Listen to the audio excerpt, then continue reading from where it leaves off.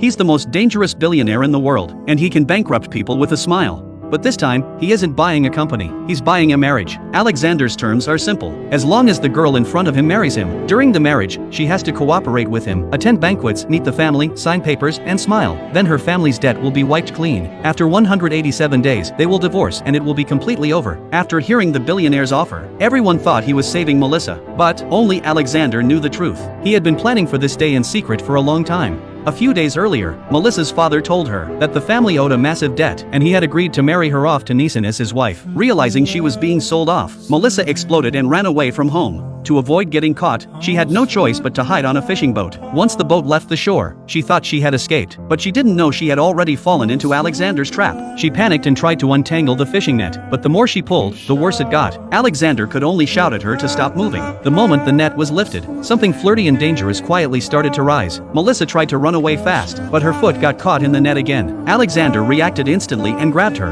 Melissa screamed, telling him to let go. So he did, and she crashed hard onto the ground. Melissa demanded, "What are you doing?" Alexander said, "Didn't you tell me to let go?"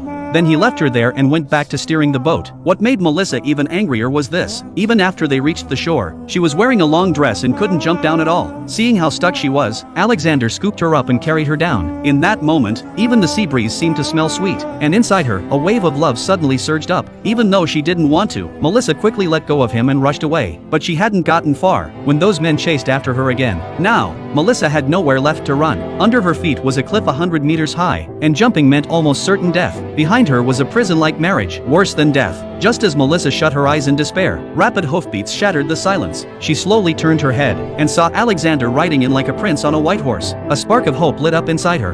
But the next second, she worried he couldn't handle so many men alone. Reality proved her worry was completely unnecessary. After dealing with all the trouble, Alexander reached out to pull Melissa back, but right then, a rock slipped loose. Melissa almost fell off the cliff. Luckily, it was a close call, and she survived. Then, the two of them rode away from there. After they finally reached a safe place, Melissa got off the horse, still worried it wasn't safe enough. But when she turned around, the horse had run off. Seeing that Alexander didn't even chase the horse, a hint of suspicion rose in Melissa's heart.